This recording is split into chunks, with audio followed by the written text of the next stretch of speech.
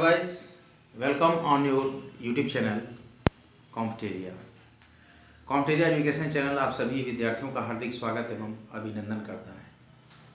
सभी पढ़े सभी बड़े, study hard and get success की इस महत्वपूर्ण उन्नति के साथ कॉम्पिटेरिया पूरे विश्व को फ्री एजुकेशन देने के लिए कटिबद्ध है। हमने टॉपिक चल रहा था हमारा विधानसभा, लेजिस्लेटिव असेंबली।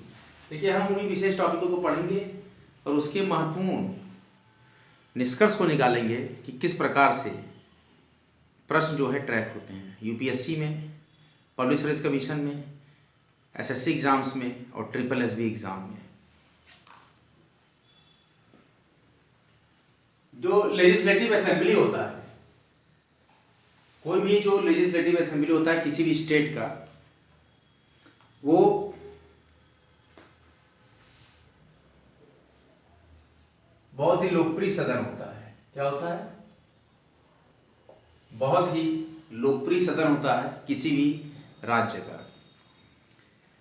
और संविधान के अनुच्छेद 170, संविधान के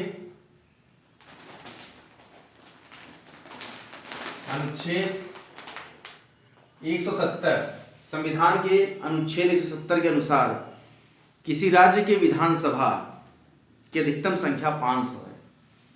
किसी भी स्टेट की विधानसभा के सदस्यों की अधिकतम संख्या कितनी है? 500।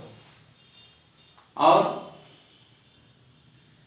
न्यूनतम किसी भी राज्य के विधानसभा सदस्यों की संख्या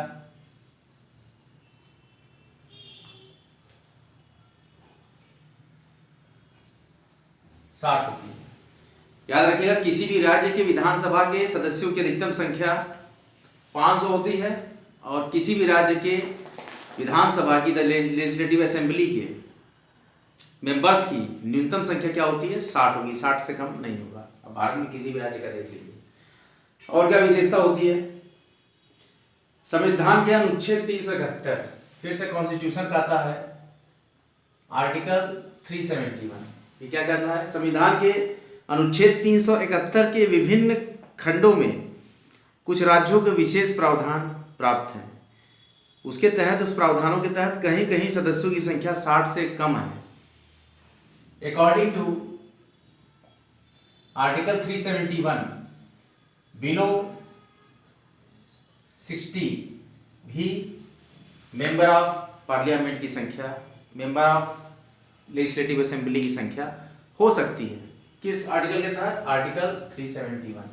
लेकिन कॉन्स्टिट्यूशन का आर्टिकल 170 क्या कहता है कि मैक्सिमम 500 और मिनिमम 60 सदस्य होंगे तभी विधानसभा का गठन होगा। लेकिन according to article 371, the less than 60 members exist in the special case of article 371, it exist that the below number of members, minimum number of members below than 60 is always exist in special cases the legislative assembly।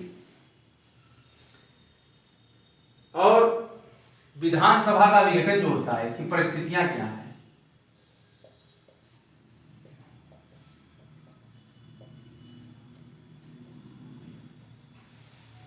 विधानसभा के विघटन की परिस्थितियां, कब इसका विघटन होगा? विधानसभा के विघटन की अन्य परिस्थितियां क्या है कि संवैधानिक की विफलता के आधार पर, बड़े ध्यान से आप देखिए लेक्चर और समझिए कि क्या बताने की कोशिश की जा रही है। संवैधानिक विफलता के आधार पर राष्ट्रपति द्वारा राष्ट्रपति शासन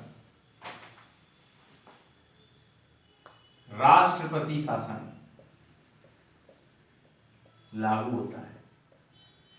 जब आपका लेजिस्लेटिव असेंबली विघटन के कगार पे, संवैधानिक विफलता के आधार पर राष्ट्रपति द्वारा राष्ट्रपति शासन लागू करने पर ये आएगा, राष्ट्रपति शासन लगेगा, तब भी आपका सब विघटन आर्टिकल 356 में कहा गया है कि जब राष्ट्रपति शासन लगेगा, राष्ट्रपति द्वारा लगाया जाएगा, तो विधानसभा जो है विघटित होगी। विघटन की पहली परिस्थिति क्या है? राष्ट्रपति शासन, राष्ट्रपति द्वारा राष्ट्रपति शासन लगाया जाना। संवैधानिक विफलता के आधार पर राष्ट्रपति द्वारा राष्ट्रपति शासन लागू करने पर अनुच्छेद 356 के अंतर्गत लेजिस्लेटिव असेंबली का विघटन किया जा सकता है। यह पहली कंडीशन है। और किन किन परिस्थितियों में विधानसभा का विघटन हो सकता है, इस पे चर्चा करते हैं। मुख्यमंत्री द्वारा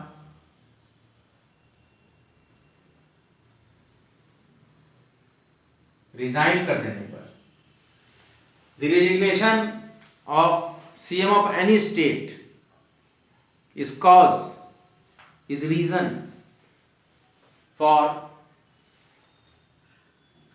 ये लेजिस्लेटिव असेंबली के विघटन का दूसरा कारण है कि कोई सीएम अगर त्यागपत्र दे दे तो भी उस राज्य की विधानसभा, उसी राज्य का सीएम अगर त्यागपत्र दे दे तो भी विधानसभा विघटित कर दी जाएगी।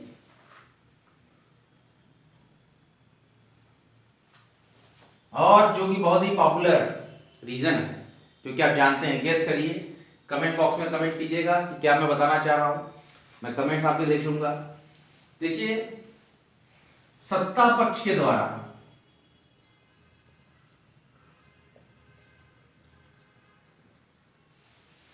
सत्तारूढ़ पक्ष द्वारा सदन में बहुमत खोने पर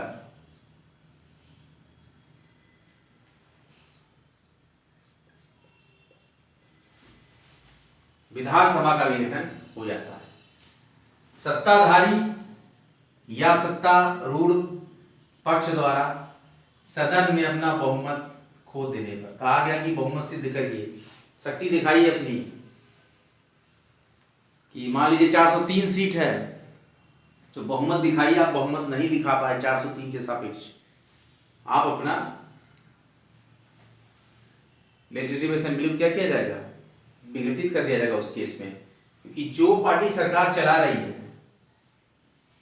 उसके ही मेंबर कम हो जाएंगे जब असेंबली में, तो भी वो असेंबली क्या होगी, विघटित कर दी जाएगी। अगला जो बिंदु है, कुछ केसेस में क्या होता है, कुछ ऐसी परिस्थितियां हो जाती हैं कि विधानसभा की अवधि को 5 वर्ष से आगे भी बढ़ाया जा सकता है। स्पेशल केसेस में, special cases, duration of legislative assembly more than 5 years। कुछ विशेष परिस्थितियों में विधानसभा के कार्यकाल को 5 वर्ष से आगे भी बढ़ाया जा सकता है। संविधान का अनुच्छेद 172, article 172, the article 172 of Indian constitution ऐसा व्यवस्था करता है, अनुच्छेद 352 के तहत, अनुच्छेद 352 के तहत, आर्टिकल 352 के तहत देश के किसी भाग में आपात की उस घोषणा लागू होने पर, इमरजेंसी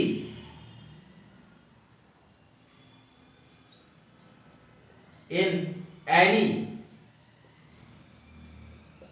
पार्ट ऑफ कंट्री, देश के किसी भी भाग में आपातकाल, आपात स्थिति लागू होने पर संसद किसी विधानसभा के,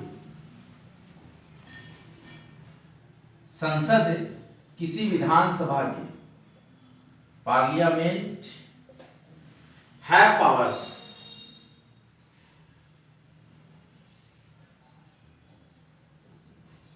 to,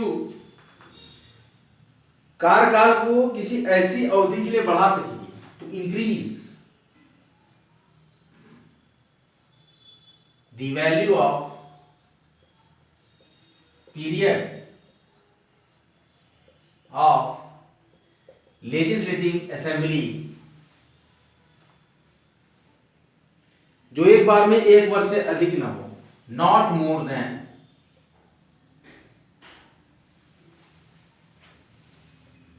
not more than one time, एक बार में,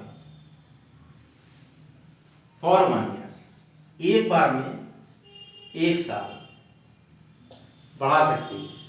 संविधान के अनुच्छेद 172 के तहत और अनुच्छेद 352 के तहत इमरजेंसी के केस में, आपातकाल के केस में, कोई भी अगर देश के किसी भी भाग में इमरजेंसी लग गई है तो पार्लियामेंट क्या करेगी, संसद हमारी क्या करेगी, उसके पास पावर होगा कि वो बढ़ा सके, वैल्यू बढ़ा दे, टाइमिंग बढ़ा दे पीरियड ऑफ लेजिस्लेटिव असेंबली का, और जो कि एक बार में, not more than one year, not more than 1 year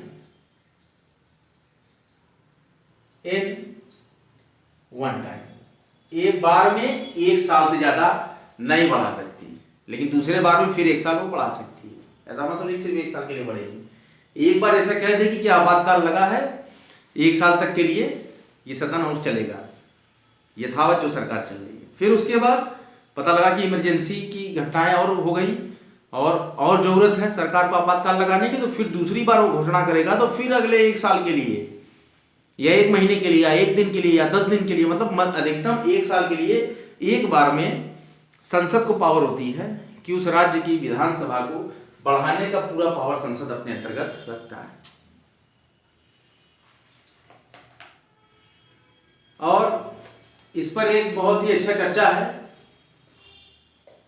42वां संविधान संशोधन विधेयक, 42th कॉन्स्टिट्यूशन बिल में कहा गया था कि 1976 का है केस, 1976 ईयर 1976 में ऐसा हुआ था कि विधानसभा की अवधि, लेजिस्लेटिव असेंबली का duration, the duration of LA 5 वर्ष से बढ़ाकर 6 वर्ष किया गया था, more than 5 years. It 6 years कर दिया गया, इसको कर दिया गया था, इट वाज 6 ईयर्स, मतलब 5 साल के कार्यकाल को लेजिस्लेटिव असेंबली के बढ़ाकर 6 साल कर दिया गया था। 1976 में 42वां संविधान संशोधन अधिनियम 1976 द्वारा, 42वां संविधान संशोधन अधिनियम 1976 द्वारा लेजिस्लेटिव असेंबली की ड्यूरेशन को, अवधि को 5 साल से बढ़ाकर 6 साल कर दिया गया था। 42वां संविधान संशोधन अधिनियम 1976 के द्वारा ऐसी घटनाएं हुई हैं। ये एग्जाम्पल है इस कंडीशन का, ये जब पावर होती है पार्लियामेंट को कि 5 साल से ज्यादा उसको बढ़ा दे, लेकिन एक बार जब वो बढ़ाएगी तो मैक्सिमम 1 साल तक, 1 दिन बढ़ा दे, 2 दिन बढ़ा दे, 3 दिन बढ़ा दे, 365 दिन तक बढ़ा सकती है। लेकिन 367वां दिन जब बढ़ाना होगा फिर से अगला दूसरे बार में माना जाएगा, फिर वो 1 साल तक भी आगे बढ़ा सकते हैं। लेकिन 44वें संविधान संशोधन अधिनियम 1978 द्वारा क्या किया गया, और एक एग्जांपल आ गया, बट लगता है यहाँ, but 44th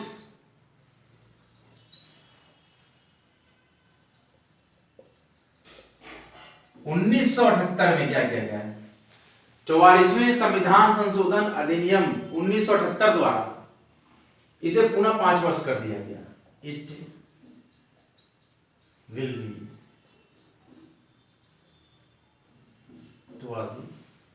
it was 5 years, फिर से इसको क्या कर दिया गया, 44वें संविधान संशोधन विधेयक 1978 द्वारा इसको फिर से बदलकर 5 साल कर दिया गया। और वर्तमान में यही व्यवस्था चल रही है कि 5 साल का ये सदन आपका चलता है, राज्य विधानसभा का। Powers of legislative assembly, the working and powers of legislative assembly, विधानसभा के कार्य और शक्तियां।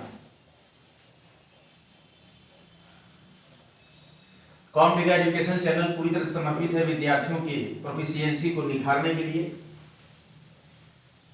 एमपीपीसीएस के फॉर्म लाइव हो गए हैं 10 जनवरी से। जो भी विद्यार्थी मध्य प्रदेश लोक सेवा आयोग में अधिकारी बनने का इच्छुक हो वह मध्य प्रदेश ऑनलाइन पोर्टल पर जाकर SSE and SFS exam, state services exam and state forest services exam के लिए आवेदन कर सकता है MP ऑनलाइन nic.in पे। MP online.in पे अब जाएंगे तो आप आवेदन कर सकते हैं MP SSE and SFS state forest services state services exam Madhya Pradesh, वो आप अप्लाई करके मध्य प्रदेश में PCS के लिए अपीयर हो सकते हैं। जो भी विद्यार्थी इच्छुक हो मध्य प्रदेश में, इसकी परीक्षा 21 मई 2023 को कराई जाएगी। विधानसभा की शक्तियां और कार्य, powers and functions of the legislative assembly. Powers and functions मैंने आपको पिछले लेक्चर में बताया था कि क्या होते हैं कि पावर्स एंड फंक्शंस।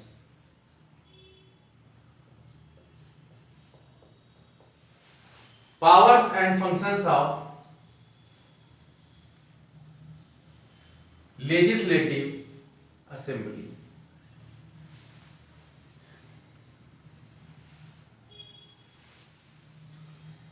विधानसभा को राज्य सूची के सभी विषयों कानून बनाने का अधिकार प्राप्त है। राज्य सूची के सभी विषयों पर, राज्य विधानसभा को राज्य सूची के सभी विषयों पर कानून बनाने का अधिकार प्राप्त है।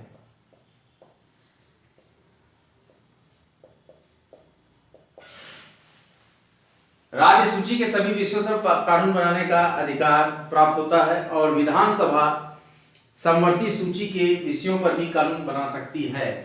और समवर्ती सूची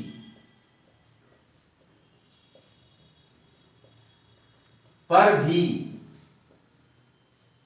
कानून बना सकती है लेजिस्लेटिव असेंबली। लेकिन किस केस में? समवर्ती सूची पर संसद और राज्य विधानमंडल कानून बनाते हैं, जबकि यहां पर कौन करते हैं? संसद और राज्य विधानमंडल का हक होता है। लेकिन समवर्ती सूची पर संसद और राज्य विधानमंडल कानून बनाते हैं। जहां संसद द्वारा बनाए गए कानून को प्राथमिकता दी जाती है, जहां पर कि संसद द्वारा बनाए गए कानून को प्रायोरिटी दी जाएगी। बस यही अंतर है। जो संसद कानून बना जाएगी उसको प्रायोरिटी दिया जाएगा और वही कानून समवर्ती सूची का लागू किया जाएगा। बना सकती है LAB।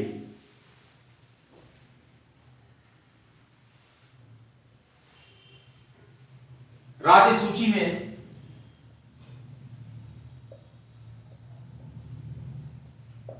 इकसठ विषय हैं। राज्य सूची में कितने विषय हैं? राज्य सूची में 61 विषय हैं और मूलतः मूल 66 विषय हैं। कुछ विषयों को कलेक्ट कर लिया गया है किसी विषय के अंतर्गत। और संघ सूची में 52 विषय हैं। संघ सूची में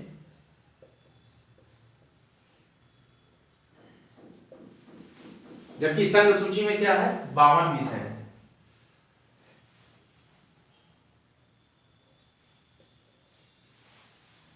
राज्य सूची में 61 विषय हैं लेकिन मूलतः 66 विषय हैं और संघ सूची में 52 विषय हैं और मूलतः 47 हैं।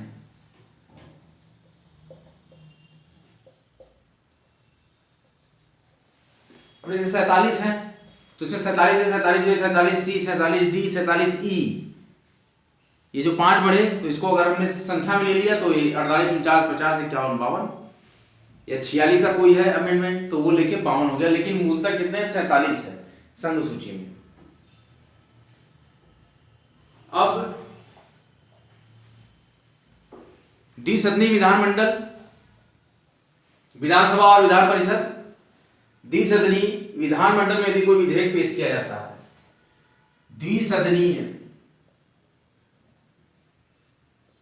विधानमंडल में अगर कोई विधेयक पेश किया जाएगा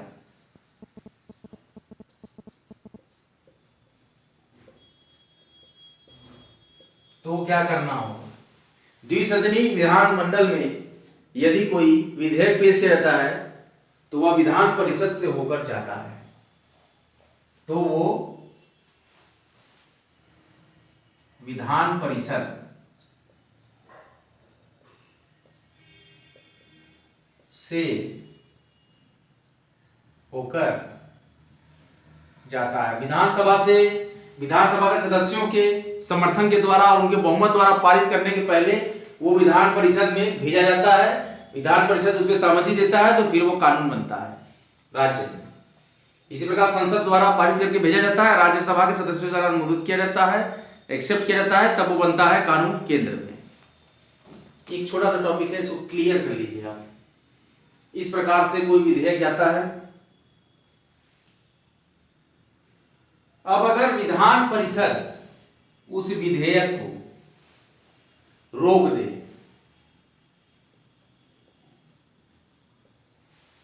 अगर विधान परिषद विधेयक को रोक दे या 3 माह तक उस पर कार्रवाई न करे, अधिकतम कितने दिन तक, तो विधेयक स्वतः ही पारित मान लिया जाएगा। यही बात मैं कहना चाह रहा हूं। अगर विधान परिषद विधेयक को रोक दे या 3 माह तक कार्रवाई न करे, जवाब न दे, तो क्या होता है, या संशोधन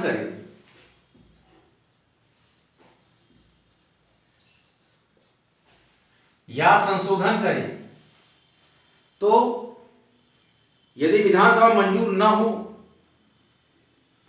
और अगर विधानसभा में वो मंजूर न हो,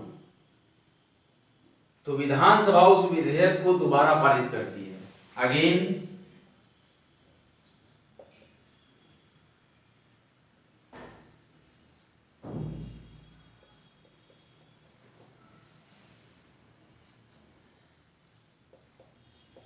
लेजिस्लेटिव असेंबली उस विधेयक को फिर से दोबारा पारित करती है। 3 माह तक का समय मिलता है, उसके अंदर अंदर आपको जवाब देना है, कार्रवाई करनी है।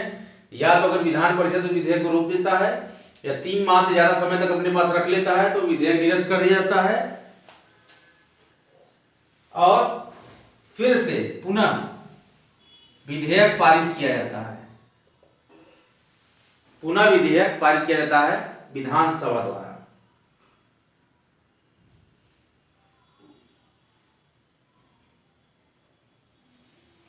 और अगर यही विधेयक जो है दोबारा से हम विधान परिषद के पास भेजें और वो फिर से नेग्लेक्ट कर दिया, इस तरह की आनाकानी कर दे कि 3 माह से ज्यादा रोक ले या इसको रोक दे या इस पर जवाब न दे, तो उस केस में 1 माह तक अगर कोई कार्रवाई न करे, 3 माह तक जैसे रख लिया, इसको लेट कर दिया विधेयक को या रोक दिया विधान परिषद ने सीधे तक, नहीं भाई हम इस विधेयक को पारित नहीं होने देंगे, भले कि वो विधानसभा के बहुमत द्वारा पारित होकर आया है विधान परिषद में, तो उसके क्या करेंगे कि पुनः विधेयक पारित करेंगे और पुनः जो विधेयक पारित हुआ है, अगर इसको 1 महीने से ज्यादा, अगर 1 महीने से ज्यादा विधान परिषद रोकती है, तो वो विधेयक दोनों सदनों द्वारा पारित माना जाएगा स्वतः ही। मतलब अगर आपने रोक दिया या रद्द कर दिया, या तो आपने 3 माह तक रोक दिया, फिर हमने उसको पारित किया विधानसभा द्वारा, और फिर विधानसभा 1 महीने तक इंतजार करेगी, 1 महीने से ज्यादा जहां होगा वह विधेयक जो हमने दोबारा भेजा है वो स्वतः ही पारित मान लिया जाएगा। मतलब दूसरी बार भी विधान परिषद को एक बार मौका दिया जाएगा कि वह इस विधेयक पर विचार करे। लेकिन अगर इसी तरीके से विधान परिषद ने इसको दोबारा रद्द कर दिया या पुनः से संशोधित विधानसभा को भेज दे, तो इस स्थिति में यह विधेयक दोनों सदनों द्वारा पारित माना जाएगा। मतलब कि विधान परिषद द्वारा, विधानसभा द्वारा, विधान परिषद द्वारा स्वतः ही, भले ही आप ऑब्जेक्शन करते रहे, जब दोबारा पुनः हो गया, 1 महीने से ज्यादा आपने नहीं किया उस पर एक्शन या उसको रद्द करना है, तब भी वो रद्द नहीं माना जाएगा और वो सीधे वो विधेयक पारित मान लिया जाएगा। और विधेयक राज्यपाल की स्वीकृति के लिए भेजा जाएगा। उसके बाद वो राज्यपाल की स्वीकृति के लिए भेजा जाएगा। और राज्यपाल जैसे उसको स्वीकृति देंगे और राज्यपाल इस पर स्वीकृति दे भी सकते हैं। भले विधान परिषद इसको रोक रहा है, लेकिन राज्यपाल उस पर विधेयक पर स्वीकृति दे सकते हैं।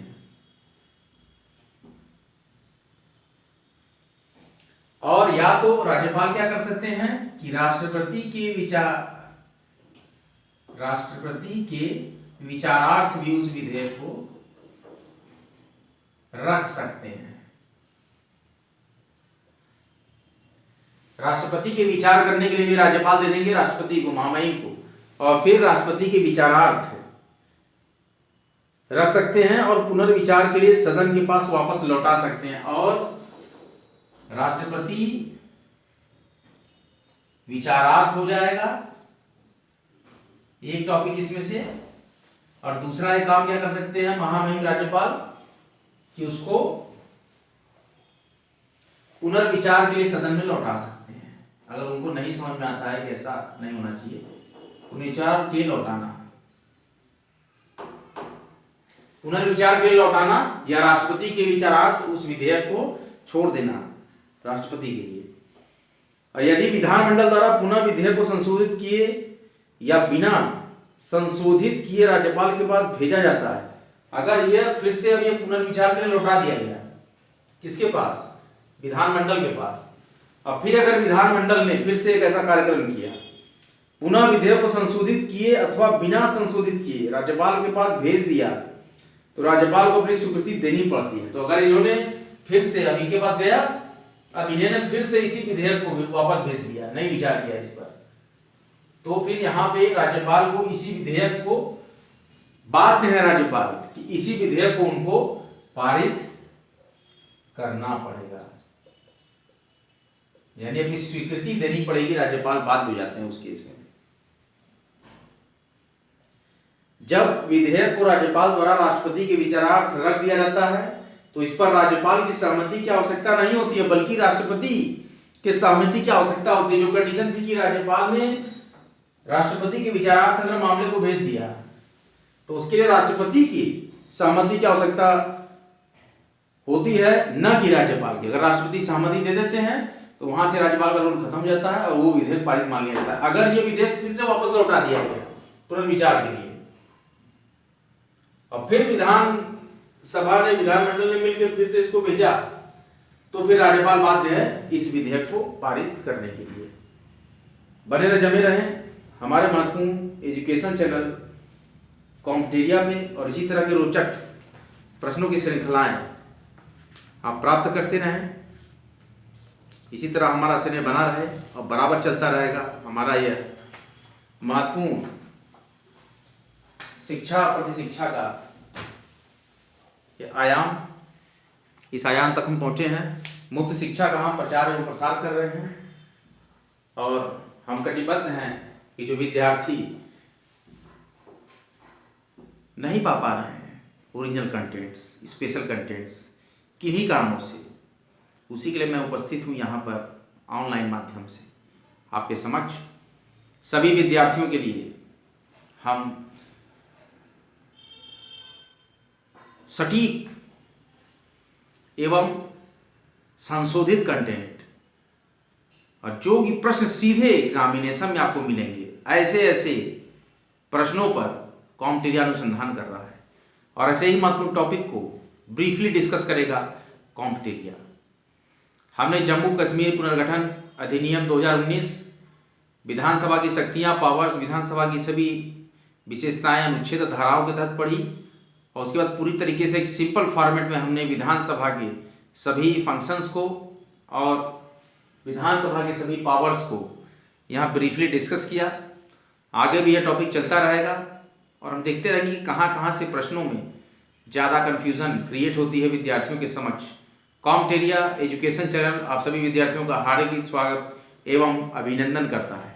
कॉम्पिटेरिया का एम है पूरे विश्व के सभी विद्यार्थियों के समक्ष मुफ्त शिक्षा का प्रचार एवं प्रसार करना, और हर तरह के उन्नत और उत्कृष्ट लेक्चर्स को सरलतम से सरलतम भाषा में विद्यार्थियों तक प्रोवाइड कराना। आप सभी लोग का स्नेह इसी तरह बना रहे। वीडियो अगर अच्छा लगे वीडियो को लाइक करें, वीडियो को भारी मात्रा में शेयर करें और दमदार तरीके से भारी मात्रा में चैनल को सब्सक्राइब करें। सभी पढ़ें, सभी बढ़ें। Study hard and get success. शिक्षा है आपके द्वार, क्या आप हैं तैयार? इसी उद्बोधन के साथ कॉम्टेरिया आज का यह महत्वपूर्ण लेक्चर समाप्त करता है। अगले एक महत्वपूर्ण सेशन में आप सभी लोगों के साथ मैं फिर से मुखातिब हूँगा। पढ़ते रहें, बढ़ते रहें और नियमित उन्नति के और शिक्षा के नए आयाम को हासिल करें। जय हिंद, जय भारत। मिलते हैं एक महत्वपूर्ण रोमांचक लेक्चर के साथ अगले सेशन में। तब तक के लिए जय हिंद।